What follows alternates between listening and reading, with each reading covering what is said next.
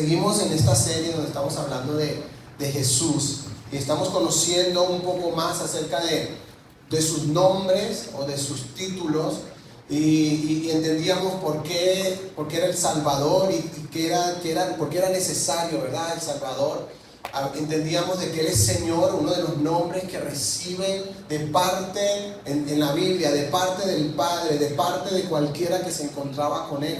Él es el Señor. Y la semana pasada hablábamos de uno muy importante. ¿Quién lo recuerda?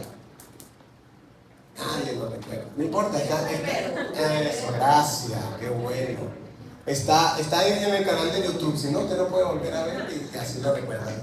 Y hoy vamos a hablar de Jesús como Rey. Que cada nombre que hemos visto de verdad hasta este momento tiene suma importancia en la manera en que comprendemos para relacionarnos con Dios, para relacionarnos con Jesús y sobre todo para entender la obra, para entender lo que Él hace, lo que Él hizo. Entendíamos que Él es el mismo ayer, hoy y por siempre, pero a veces no conocemos correctamente eso. Para conocer a Jesús como Rey, para entender de qué se trata, se nos dificulta un poco, porque nosotros no crecimos en una monarquía. Nosotros conocemos de monarquías, hemos visto películas donde hay un rey, donde, ¿verdad? Hemos visto quizás algunas cosas, pero no tenemos un punto de referencia quizás más claro, porque no crecimos en eso, no crecimos en una monarquía. Y el tema es nuestro cerebro necesita comparar las cosas con algo conocido para tratar de entenderlo. Sí, tu cerebro esto se parece a ese cuadrito que me mostraron una vez que me dijeron que se llamaba negro. Es la manera en que el cerebro va comprendiendo y entendiendo las cosas. Entonces, cuando vamos a la Biblia y encontramos que Jesús es Rey, necesitamos compararlo con algo. Nuestro cerebro, para tratar de entenderlo, necesita compararlo con los puntos de referencia que tiene, que puede ser una película, que puede ser algo histórico, algo que alguna vez leíste, pero necesitamos que nuestra comprensión de Jesús como Rey, pero sobre todo, que es de lo que más me voy a enfocar hoy, del reino de Dios, esté comparado con lo que la Biblia dice y no con los reinos que hay en el mundo o que existieron en la historia del mundo. El Salmo 45:6 dice: tu trono, oh Dios, permanece para siempre y el cetro de tu reino es cetro de justicia. Nuestro Dios tiene un trono donde Él reina para siempre. No es algo que sucedió una vez, no es algo que sucedió, no es un evento, sino que Él realmente está reinando todos los días. Y existen hoy en el mundo, unos menos y otros más, existen dos tipos de monarquía, que quizás algunos podemos tener entendimiento. Sí, existe una monarquía donde el rey tiene el poder absoluto, donde el rey no tiene que rendir cuentas de las acciones y decisiones que toma, donde se hace todo lo que el rey dice. De esas hay muy poquitas, porque las monarquías que más existen, aunque el rey representa una figura de gobierno, está sujeto a una constitución. Está sujeto a algunas leyes y algunas normas que tiene la nación y que el rey no puede ponerse por encima de eso, ¿sí? Entonces, por eso delegan un primer ministro, porque hay gente que va a estar. El rey no termina teniendo, en algunas monarquías, el poder absoluto de todo. Representa una figura de autoridad, puede hacer decretos, puede hacer cosas, pero igual tiene limitaciones en su gobierno. Pero ¿cómo sería entonces el gobierno de Jesús? ¿A qué está limitado? Si está limitado o nuestro Dios tiene el poder absoluto en su reino. ¿Ustedes qué piensan? Sí, entonces tenemos que ver de qué se trata. Y esto es solo la introducción, pero voy a leer varios versículos porque quiero que vean cómo la Biblia, tanto en el Antiguo Testamento como en el Nuevo Testamento, habla de Jesús como Rey. Y grabes esta frase, está facilito. Todo rey tiene un reino. Y todo reino tiene un rey. Fácil, ¿verdad? Nos las podemos aprender. Todo rey tiene Un reino. Y todo reino. Entonces, cuando hablamos de Jesús como rey, por supuesto tenemos que entender de qué reino estamos hablando. No hay rey sin reino. No existe. Sí, no existe una figura de rey si no tiene un reino en donde gobernar. Y vamos a ir viendo algunos versículos. Zacarías 9:9 dice: alégrate mucho, hija de Sión. Grita de alegría, hija de Jerusalén. Mira, tu rey viene hacia ti. ¿De quién está hablando? De Jesús, justo, victorioso y humilde. Viene montado en un burro, en un burrito, cría de asno. Esto es muy interesante, porque este rey del que estamos hablando hoy es un rey humilde. Y posiblemente esa sea una característica que no combina con una figura de rey. Porque normalmente el rey es ¿qué? Soberbio, posiblemente alguno, ¿verdad? Se puede imponer. Sin embargo, de este rey, este Jesús, ustedes lo vieron, él es un rey humilde, que aunque tiene el poder absoluto, no te obliga a hacer las cosas. Que aunque tiene el poder absoluto, no te obliga a hacer nada, no te obliga a responderle. Sí, te invita a participar de las cosas que él quiere hacer. Y esta profecía se cumplió, lo voy a leer rápidamente, en Mateo 21, del 1 al 2 y del 7 al 9, dice: cuando se acercaban a Jerusalén y llegaron a Betfagé, el monte de los olivos, Jesús envió a 2 discípulos con este encargo: vayan a la aldea que tienen enfrente, ahí mismo encontrarán una burra atada y un burrito con ella, desátenlo y tráiganmelo. Y es curioso, si siguen leyendo, le van a decir, y si el dueño les pregunta, porque están ahí amarrados, ¿verdad? Ustedes le van a decir, el maestro lo necesita. ¿Y saben qué le pasó a los discípulos? Exactamente eso, desamarraron los burros y el dueño, hey, ¿y ustedes? Ya, que el maestro lo necesita. Y en el 7 y 9 vamos a ver el cumplimiento. Llevaron la burra y el burrito y pusieron encima sus mantos sobre los cuales se sentó Jesús. Había mucha gente que tendía sus mantos sobre el camino, otros cortaban ramas de los árboles y las esparcían en el camino. Tanto la gente que iba delante de él como el que iba detrás gritaba: Hosana al Hijo de David, bendito el que viene en el nombre del Señor, Hosana en las alturas. Aquí está Jesús cumpliendo una profecía que hablaba de él, que él era el rey, pero un rey humilde, victorioso, justo, que iba a entrar. Por eso se le llama en la Biblia la entrada a Jerusalén, la entrada gloriosa a Jerusalén, pero iba a entrar en un burro, como un rey humilde. Y todo el pueblo pudo reconocer, curiosamente en ese momento, todos los que estaban ahí: bendito el que viene en el nombre del Señor. Claro que ese mismo pueblo después lo crucifica, pero eso es otra historia. Pero ese pueblo en ese momento pudo reconocer, bendito. Quiero que sepa algo. La Biblia dice que este evento tiene que volver a suceder. Que el pueblo de Israel, por eso oramos por Israel y en otro momento ampliamos esa información, que el pueblo de Israel tiene que levantar la cabeza un día y decir: bendito el que viene en el nombre del Señor. Y dice Jesús, y entonces vendrá el fin. Todo lo que está sucediendo es para que en el pueblo de Israel se encienda, la Biblia dice, el celo de Dios, el celo por otras naciones. Y eso es lo que vamos a ir viendo. Sigo leyendo. Mateo 2 también lo dice: después de que Jesús nació en Belén de Judea, en tiempos del rey Herodes, llegaron a Jerusalén unos sabios procedentes del oriente, preguntando: ¿dónde está el que ha nacido qué? Rey de los judíos, preguntaron.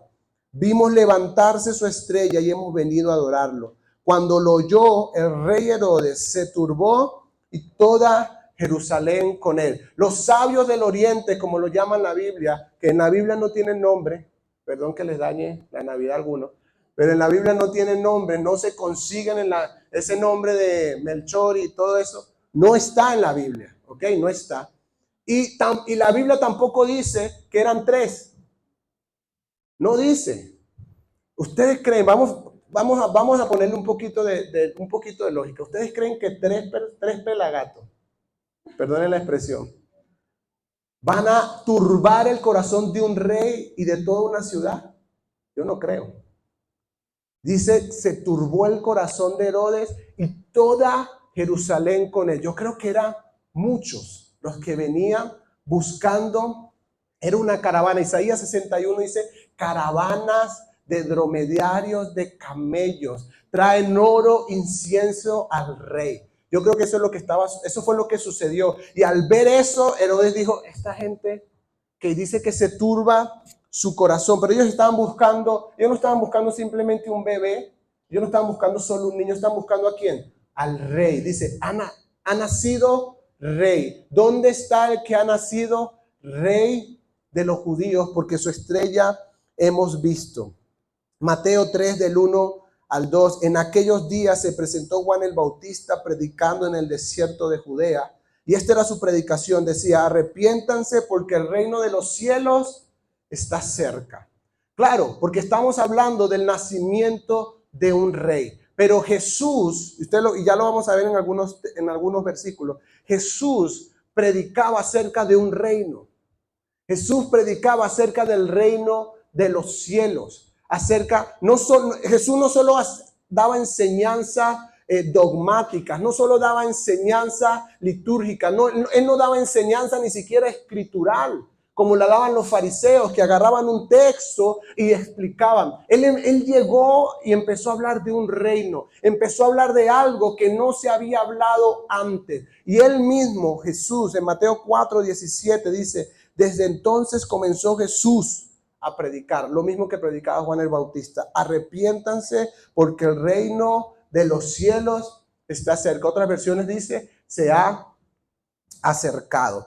Entonces, estamos hablando de un rey que tiene un reino, pero que además, en su tiempo que estuvo en la tierra, procuró que la gente, sobre todo que sus discípulos, entendieran de qué se trataba el reino de Dios, de qué se trataba el reino de los cielos. ¿Por qué él decía que el reino de los cielos se había acercado? ¿Y por qué él comenzó a predicar que era necesario que la gente entrara al reino y que no todos podían entrar y que algunos iban a tener limitaciones para entrar, pero que era necesario entrar al reino, a entrar a su reinado, entrar a su gobierno para poder tener salvación?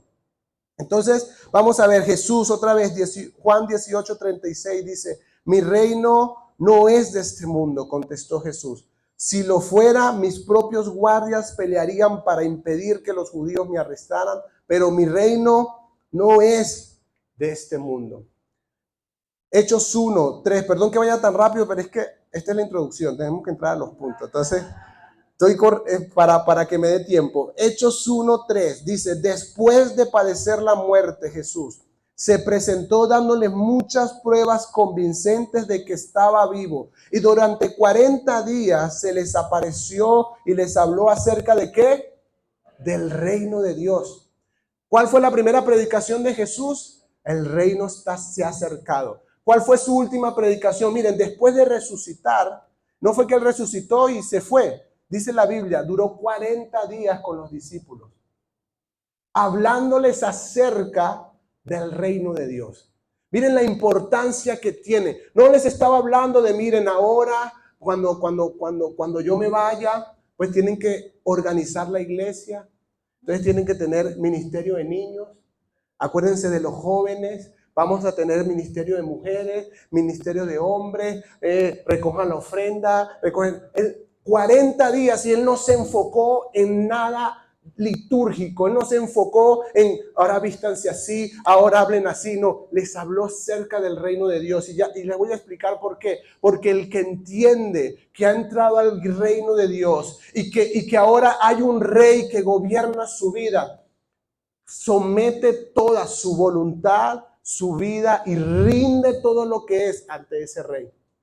Entonces necesitaba que ellos entendieran. Por eso Jesús cuando iba a partir les dijo, tengo muchas cosas que decirles, pero ahorita no lo pueden sobrellevar. Yo creo que esas son las cosas que les dijo en esos 40 días después de resucitado, cuando lo vieron resucitado y pudieron tener este acercamiento. Usted se va a encontrar en la Biblia que Jesús comenzó su predicación, su ministerio, hablando del reino de Dios. Usted va a conseguir en la Biblia parábolas, varias palabras acerca del reino de Dios. Jesús estaba enseñando a la gente, decía, el reino de los cielos es semejante a un hombre que tenía 100 ovejas y se perdió. El reino de los cielos es semejante a una mujer que tenía 10 monedas. El reino de los cielos es semejante a un hombre que buscaba perlas preciosas. Y usted va a encontrar a Jesús dando distintas enseñanzas acerca del reino de los cielos.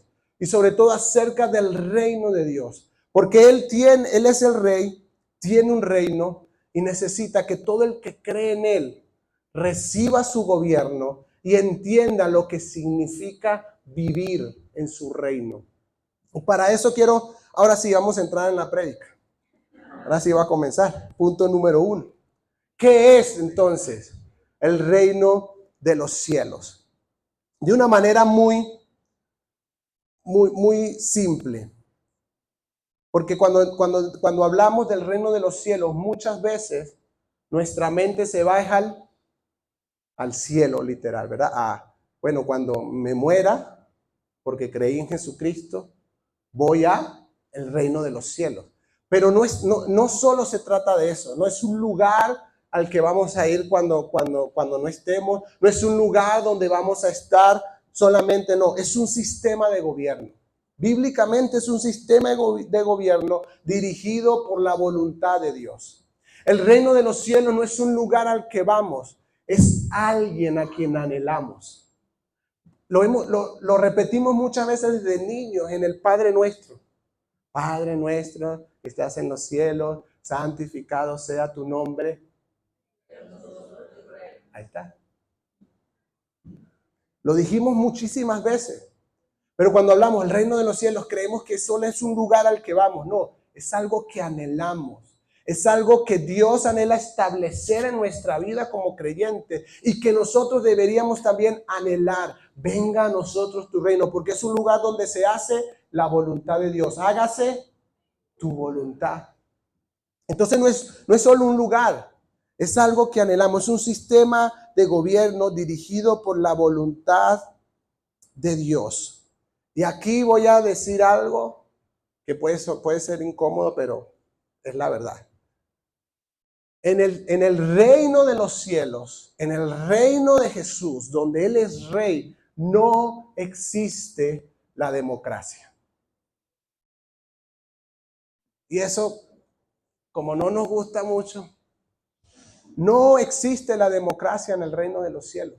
Hay un rey absoluto que gobierna todas las cosas. Él no gobierna una nación, Él no gobierna un territorio, Él gobierna todo el universo porque el universo fue creado por medio de Él. Él gobierna todo. Él no está poniendo las cosas a votación. ¿A ustedes qué les parece? ¿Vengo el 2024 o vengo en el 2025? ¿Ustedes qué creen? En el reino de Jesús no existe la democracia. No existe. Por eso es un gobierno donde hay un rey absoluto. Él no necesita someter las cosas a votación ni a opiniones. Y aunque muchos opinemos acerca de cómo Él hace o no hace las cosas, eso a Él lo tiene sin cuidado porque Él está reinando. Quiero que vean este versículo conmigo. Salmo 115, versículo 3. Nuestro Dios está en los cielos y hace lo que le place. Y yo he tenido esta conversación con muchas personas. Dicen, pero ya va, pero es que eso no tiene sentido. Porque entonces si Dios es todopoderoso y hace lo que quiere, ¿por qué no quita la maldad? ¿Por qué no quita la enfermedad? Porque sí, y siempre nos enfocamos en eso. Y yo siempre a las personas les respondo lo mismo que le respondió Dios a Job. ¿Quién eres tú para pedir cuentas a Dios? ¿Dónde estabas tú cuando Él estaba creando el universo? ¿Dónde estabas tú? ¿Tú le diste acaso ideas y consejos a la hora de todo, cuando Él estaba haciendo todo? No somos nadie, pero la soberbia del corazón del hombre llega a creer, y esto no les pasa a ustedes, esto me pasa a mí, llega a creer que tiene mejores ideas que las de Dios, que gobernaría mejor. Dios, esto debería ser diferente. Dios, ¿por qué? No somos nadie para pedirle cuentas a Dios. Y confundimos una cosa, Dios nos ama. Claro que sí, Dios nos ama. Yo amo a mi hijo, lo amo, a mis hijos los amo de verdad con todo mi corazón. Parece como que Isaac, que lo intenta, ojo. Es como que Isaac venga y diga, papá, yo creo que este mes el presupuesto deberíamos manejarlo diferente. Yo te voy a explicar cómo lo hacemos. Tú no tienes autoridad para decirme qué hacer. Y estamos trabajando en eso él, porque claro, él empieza y ya cree que puede mandar en la casa. Y ya sí, de verdad, ya él cree. Y yo lo veo a él y digo, así somos con Dios. Empezamos a sentir, precisamente como estamos rodeados de tanto amor, ¿verdad? De tanto, incluso de tanto abrazo, de tanto cariño. Isaac se ha confundido y piensa que puede hacer lo que... No, pues vamos a poner esto en la tele. Yo no quiero ver eso, vamos a ver esto. Chacho, tú, vete para tu cuarto. ¿Entiendes?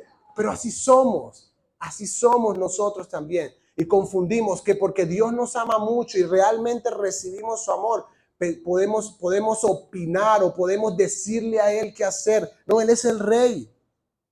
Él es el Rey. Y usted va a encontrar, mire, en el cielo, la única vez que hubo alguien con una opinión distinta a la que Dios tenía fue Satanás. Y Dios no lo permitió y lo expulsó del cielo con todos los ángeles que le hicieron caso. La Biblia dice que él estaba como a cargo de toda la alabanza en el cielo, de toda la adoración, y era un ángel hermoso. Dios lo había hecho de una manera muy especial. Y un día él pensó, pero ¿por qué toda la adoración para él? Porque en el reino de los cielos toda la adoración es para él. Porque en el reino de los cielos toda la gloria es para él. Y Satanás llegó un momento y dijo, ¿pero por qué? Yo aquí trabajo, yo me estoy esforzando. Yo merezco algo de eso. Y dice la Biblia que empezó a hablarlo con otros y se trajo la tercera parte de los ángeles que había. Pero Dios no lo permitió porque en su reino Él es el que gobierna. Él es el rey. Tienes una opinión diferente, entonces Satanás fue expulsado del reino. Entonces es importante que entendamos que es un sistema de gobierno donde él gobierna de manera absoluta y donde todo el que pertenece a su reino debe someterse a su autoridad. Debe someterse a lo que él dice, a cómo él lo dice. Entonces, ahí es donde nos vamos a encontrar que es Dios el que determina en ese reino lo que es bueno y lo que es malo. Y no está sujeto a opiniones. Él ya habló del aborto y él ya dijo lo que en su reino es. Y aunque el mundo esté lleno de opiniones y opciones y casos y hay que averiguar, no, Dios dice una cosa y es esa. Los que pertenecemos a su reino abrazamos su verdad. Él ya habló del matrimonio. Él ya habló de que los hizo mujer y hombre. Él ya habló de eso. Cualquier opinión está fuera de su reino. Pero los que pertenecemos a su reino nos sometemos a lo que Él ha determinado. Lo que es bueno y lo que es malo. Entonces, esto suena a veces como radical, totalitario, pero ese es el reino de Dios. Ese es el reino al que hemos sido llamados, pero otra vez es un rey humilde. Es un rey lleno de amor. Es un rey con el que te puedes relacionar. Es un rey te puedes acercar a su trono. ¿Cuántos pueden hacer eso? Todos los que son hijos de Dios pueden acercarse al trono de la gracia para hallar gracia para el oportuno socorro. Entonces es un rey que te recibe, es un rey que te abraza, pero es un rey que ya ha establecido las cosas y que pide obediencia. Número 2, ¿cómo se entra según la Biblia en ese reino? En Juan 3, del 3 al 5, Jesús dice, te aseguro que quien no nazca de nuevo no puede ver el reino de Dios, dijo Jesús. ¿Cómo puede uno nacer de nuevo siendo ya viejo?, preguntó Nicodemo. ¿Acaso puede entrar por segunda vez en el vientre de su madre y volver a nacer? Te aseguro que quien no nazca del de agua y del Espíritu no puede entrar en el reino de Dios, respondió Jesús.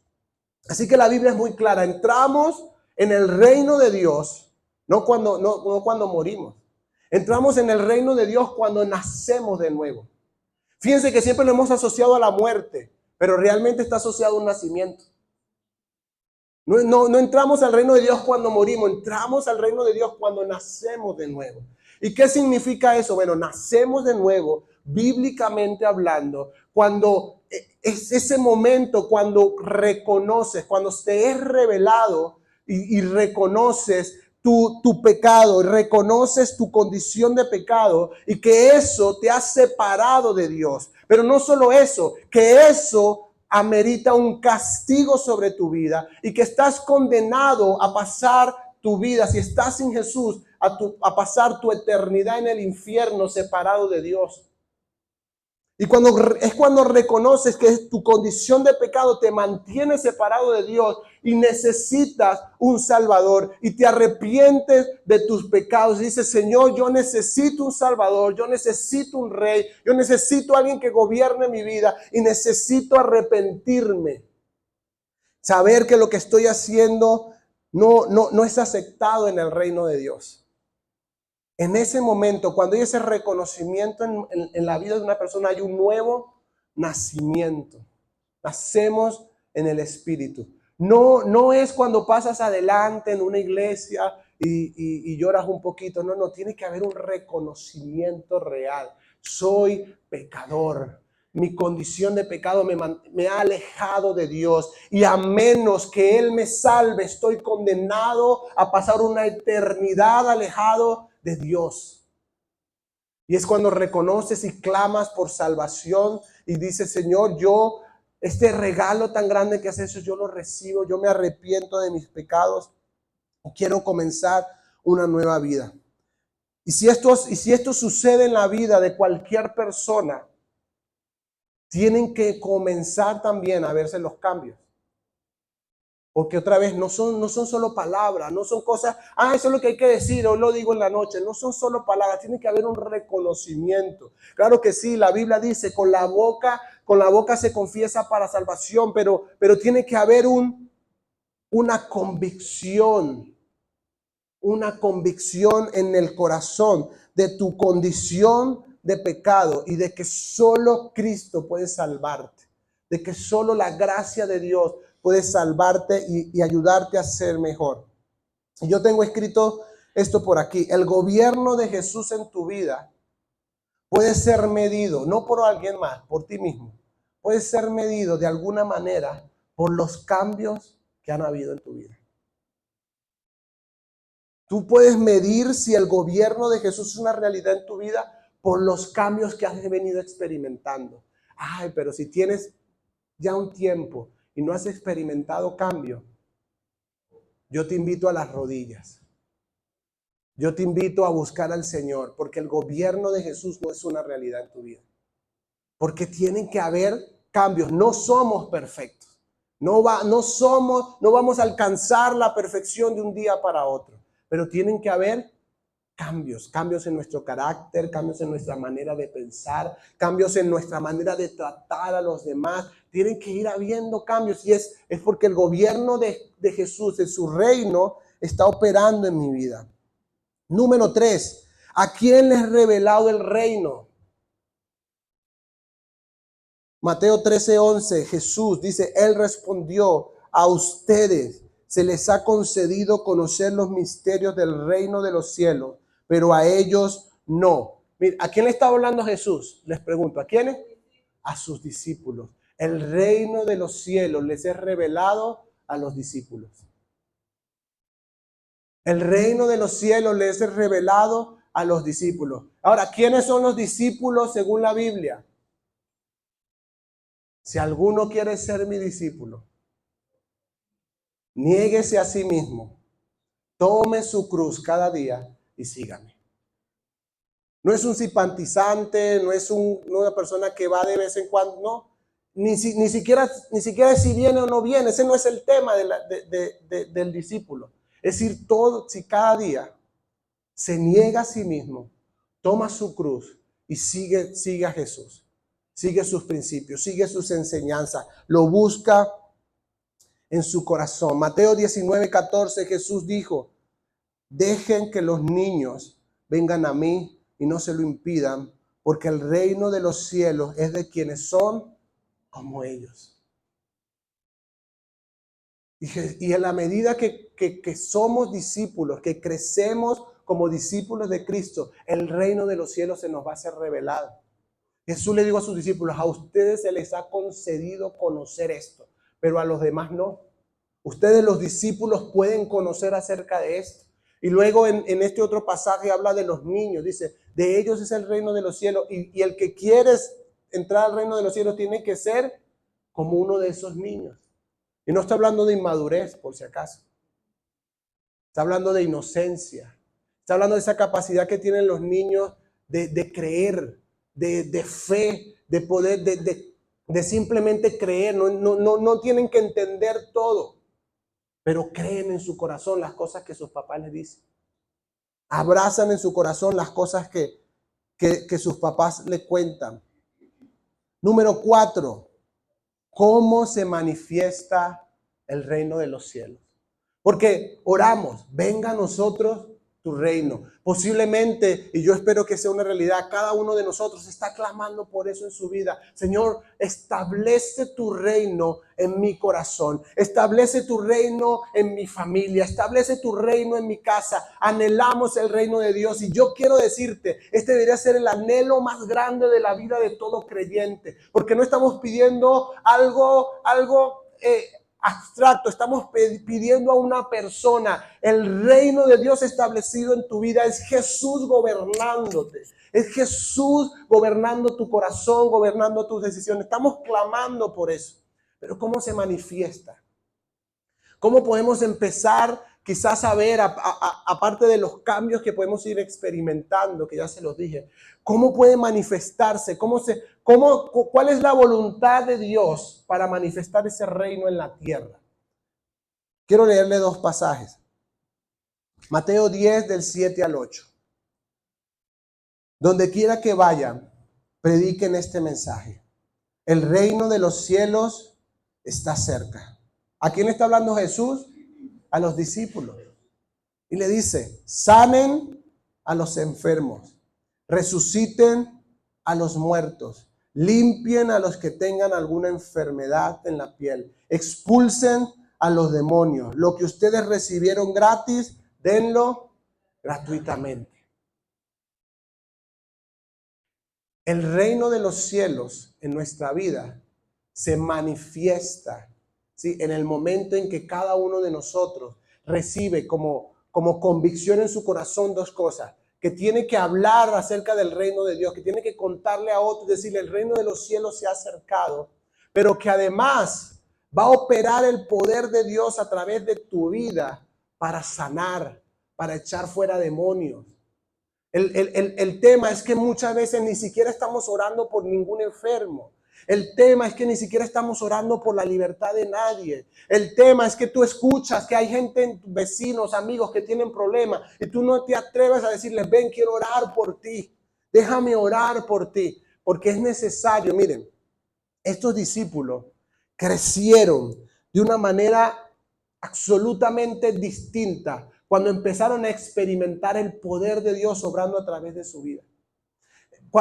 De hecho, se llegan en Lucas 10, llegan felices y dicen: Señor, los enfermos se sanaban, los demonios se nos sujetaban. Esto es tremendo. Pablo dice: el reino de los cielos no consiste en palabras, sino en poder. Y tú, por eso pedimos, por eso clamamos, tú debes estar experimentando el poder de Dios en tu vida, pero también vas a experimentar cómo el poder de Dios obra a través de tu vida.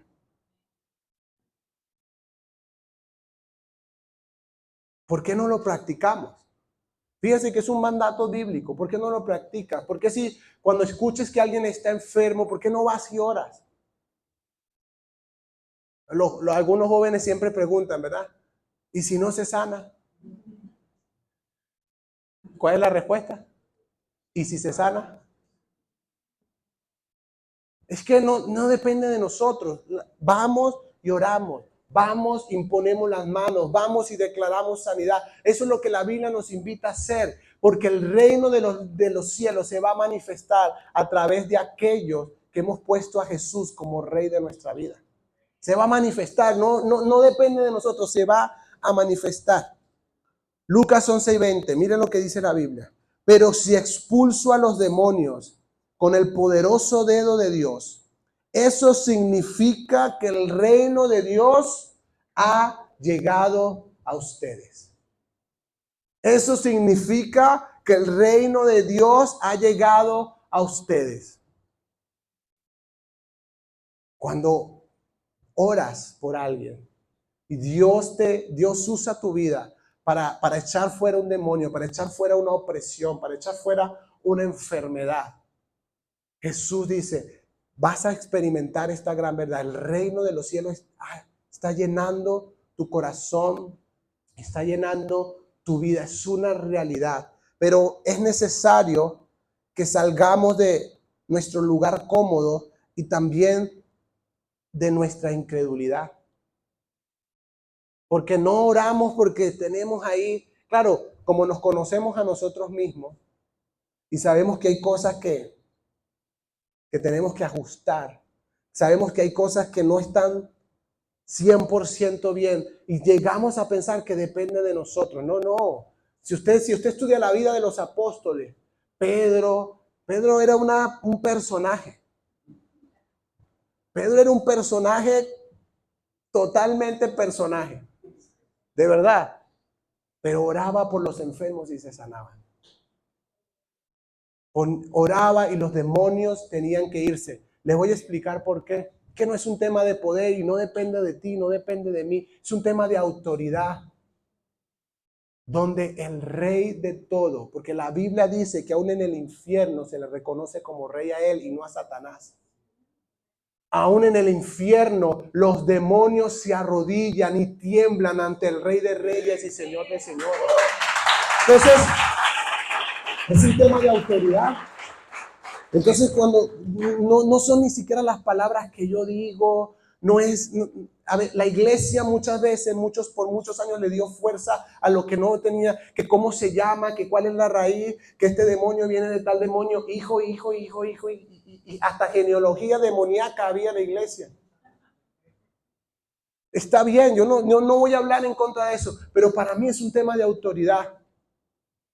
Sea como sea que se llame, el rey ha decretado que salgas de su vida. En el nombre de Jesucristo, el Rey de Reyes, y por la autoridad que recibo como hijo de Dios, te ordeno a que la dejes en el nombre de Jesús. Y pasa. Sucede, no son mis palabras, no es mi poder, es la autoridad del Rey que gobierna todo. En su reino, quiero que sepas esto, en su reino es ilegal la opresión demoníaca. Entonces, cuando viene un representante de su reino, que somos tú y yo, a decir, esto no debe estar pasando aquí, en el nombre de Jesús, toda opresión demoníaca se va, se acabó. Y la persona empieza a experimentar libertad. Pero con este tema, como muchos otros, hay mucha confusión. Se ha llenado de mucho misterio. Se ha llenado de mucho misticismo. Pero es un tema de autoridad. Él es el que gobierna y Él es el que nos ha dado la autoridad. Les he dado autoridad para pisotear serpientes y escorpiones y sobre toda fuerza del enemigo y nada les podrá hacer daño. Yo le voy a decir cuál es el problema. El problema es que usted y yo, en algunos momentos, espero que no lo esté haciendo ahorita, pero usted y yo en algunos momentos vimos películas de terror. ¿Y saben qué hicieron esas películas de terror? Nos aterrorizaron. Eso hicieron. Y pensamos, y cuando hablamos de demonios, cuando hablamos del reino de las tinieblas, hay en el subconsciente recuerdo de esas cosas que nos llenaron de temor, de miedo, de terror. Ese es el objetivo y el diseño de esas películas. Ese es el propósito. aterrorizarte, pero cuando tú sabes a qué reino perteneces, a qué rey representas, y que nada podrá hacerte daño, y que podrá ser horrible, terrible, lo que sea, pero que en el nombre de Jesús, toda autoridad, toda potestad, todo principado, todo gobernador de las tinieblas tiene que sujetarse y obedecer a la voz de un hijo de Dios. Cambia. Entonces no es un tema para tener miedo, pero así se manifiesta el reino de Dios. Y yo te invito a practicarlo. El reino de Dios se quiere manifestar a través de tu vida. El reino de Dios se quiere manifestar a través de ti. Ora por los enfermos, ora por las personas que están oprimidas, ora por los que están pasando por necesidades, ora por esas personas que están deprimidas, que están viviendo de angustia. Ora por ellos, impone las manos y cree que el Rey de Reyes tiene el poder para hacer lo que nosotros no podemos. Número 5, ya casi termino. ¿Qué impide que alguien entre en el reino de Dios? Lucas 9:62 dice, Jesús respondió, nadie que mire atrás después de poner la mano en el arado es apto para el reino de Dios. Porque no se trata de emociones, no se trata de que me gusta, en esta iglesia sí es chévere, en esta iglesia cantan bonito. No, se trata de aceptar un sistema de gobierno. Se trata de decir, poner las manos atrás y decir, bueno, voy a estar aquí un ratico, pero es que todavía me gusta esto. No, es aceptar que el Rey de Reyes gobierna y que su ley, que es la Biblia, gobierna mi vida y que todo lo que la Biblia dice es lo que yo voy a buscar cumplir y hacer en mi vida. Por eso Jesús dice, el que pone las manos, el que no es el que comienza por una emoción, no es el que está ahí por un tiempo. Usted va a encontrar varias veces esta referencia en la Biblia, el que permanece hasta el fin. El que permanece bajo su gobierno, el que permanece bajo su dominio. En Lucas 18:24, usted se va a encontrar esta historia en versículos anteriores, versículos siguientes. Se va a encontrar la historia del joven rico, la recuerdan, ¿verdad? Este joven rico que le dice a Jesús, Jesús, ¿qué puedo hacer para cumplir la ley, para cumplir la voluntad de Dios, para agradar al Señor? Y Jesús le dice, es fácil, cumple toda la ley. Guarda todos los mandamientos. ¿Y qué le dijo el joven rico? Esto hago desde pequeño. Esto hago. Y Jesús dice, bueno, solo una cosa te falta. Ve, vende todo lo que tienes, dáselo a los pobres y sígueme. Y yo lo he hablado otras veces, nosotros a lo mejor no lo dimensionamos, pero Jesús no llamó a nadie. Jesús llamó a los 12 apóstoles y a este. Este podía haber sido el apóstol número 13. Porque Jesús solo a los 12 les dijo, sígueme. Y a este hombre le dijo, vende todo lo que tienes, dáselo a los pobres y sígueme. No sabemos su nombre. La Biblia solo habla de él como el joven rico. Pero si hubiese seguido, conoceríamos su nombre. Sabríamos cómo se llama. Y en el versículo 24, al verlo tan afligido, Jesús comentó, qué difícil es para los ricos entrar en el reino de Dios. Y no está hablando de que tener dinero sea malo, pero la Biblia sí es clara cuando dice que el amor al dinero es raíz de todos los males. Entonces Jesús dice, miren, es muy difícil para una persona que confía en sus riquezas, que confía en sus cuentas bancarias, que confía en sus posesiones, que confía en sus posiciones, entrar al reino de Dios cuando no puede soltar eso, y no es entregarlo, pero cuando no puede desprenderse de eso y confiar totalmente en la gracia de Dios. Dice, es muy difícil. Y versículo siguiente, después lo puede leer porque no me queda el tiempo. Mateo 18 del 24 en adelante. Los discípulos cuando ven esto le dicen a Jesús, esto es muy difícil. ¿Quién entonces podrá ser salvo? O sea, es como, Señor, es muy difícil lo que le acabas de pedir a este muchacho. ¿Quién entonces alcanza así la salvación? Y Jesús le dijo, lo que es imposible para los hombres es posible para Dios. Ah, sí, es imposible, pero Dios puede hacer de una persona que tenga riquezas, que tenga lo que sea, un corazón entregado al Señor completamente, que su confianza no está en lo que tiene, sino en el Señor. Y Pedro, voy al punto 6. ¿Qué promete el rey de este reino? Estoy en Mateo 18 todavía, en el versículo 29. Pedro antes le pregunta a Jesús, Señor, ¿y nosotros? Nosotros hemos dejado todo por ti. Léalo en la Biblia. ¿Y nosotros? Miren, Jesús llamó a Pedro después de la pesca milagrosa. Cuando su empresa estaba facturando, se estaban reventando las redes, este era el mejor negocio que había hecho hasta ese momento. La pesca más grande que había hecho, la facturación más grande que había hecho hasta ese momento. Y es en ese momento cuando Jesús le dijo, déjalo y sígueme. Y Pedro aquí hace la pregunta como, Señor, ¿y nosotros? Como, nosotros lo hemos dejado todo por ti. Y ahí es donde Jesús responde. Les aseguro, respondió Jesús, que todo el que por causa del reino de Dios haya dejado casa, esposa, hermanos, padres o hijos, recibirá mucho más en este tiempo y en la edad venidera la vida eterna. Es como Jesús diciéndole a Pedro, no te preocupes. Yo tengo un registro de todo lo que has entregado por el reino de Dios. Y no va a ser en vano. Muchas cosas han sido dolorosas, muchas cosas son difíciles, pero el Señor promete recompensa.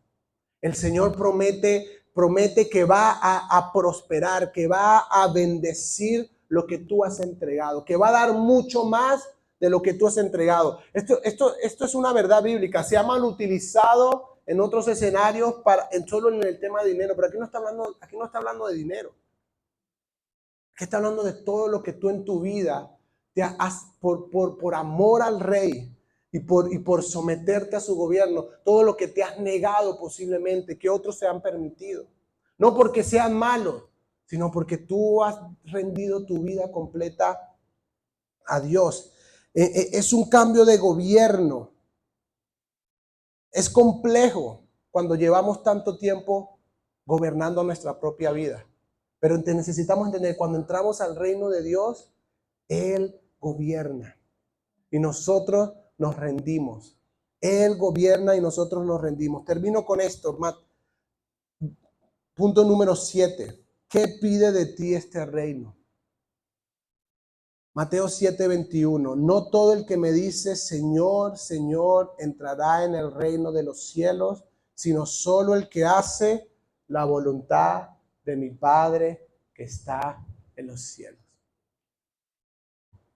No son palabras, no son eventos, no son momentos. No es decir Señor, no es cantar bonito, no. El que hace la voluntad del Padre, el que hace la voluntad de Dios, que es el Rey superior y máximo de ese reino, esos pertenecen y forman parte del reino de Dios. Y los que permanecemos ahí hasta el final, los que no solo decimos Señor, Señor, los que no solo estamos enfocados en hacer las cosas, porque si usted sigue leyendo Mateo 7, en los siguientes versículos, habían hombres y mujeres que dijeron, Señor, hicimos muchas cosas en tu nombre, pero no es lo que hacemos, es hacer la voluntad de Dios. Señor, pero yo fui a la iglesia y no falté un domingo.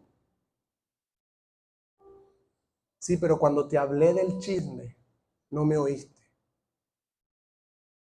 Cuando te hablé de la inmoralidad sexual, no me hiciste caso. Cuando te hablé del pecado que hay en tu vida, no te arrepentiste. Es decir, no hiciste la voluntad, de mi voluntad como rey. Hiciste cosas, pero no hiciste mi voluntad. Y es importante, familia, y quiero invitarlos a que se coloquen ahí de pie un momento. Es importante que crezcamos en este entendimiento. Jesús habló mucho y nos tomaría toda una serie, posiblemente la hagamos más adelante, toda una serie hablar solo acerca del reino de Dios y de todo lo que Jesús le enseñó a sus discípulos acerca del reino de Dios.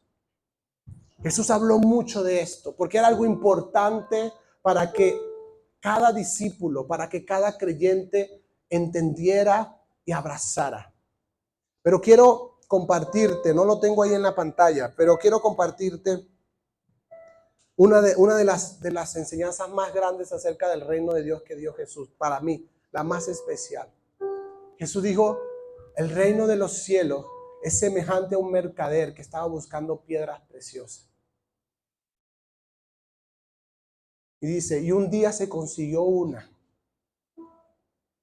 tan especial, tan única, que les costó todo. Dice la Biblia, vendió todo lo que tenía para comprar esa única perla. Y Jesús dice, así es el reino de Dios. El reino de Dios es una perla única. Que el precio que pide es todo lo que tienes. Una entrega total de todo lo que eres, una entrega total de todo lo que tienes. Una entrega total al Señor. Pero esta piedra vale mucho más que todo lo que puedes tener. Y a mí me encanta esa historia. Porque me ayuda a dimensionar que no estoy hablando de simple religión, que no estoy hablando de una iglesia, que no estoy hablando de un movimiento, que estamos hablando de pertenecer a algo mucho más grande que nosotros. Y que vale la pena cualquier sacrificio, y que vale la pena cualquier entrega, y que vale la pena cualquier cosa que el Señor me pida para permanecer como fiel servidor y ministro de ese reino.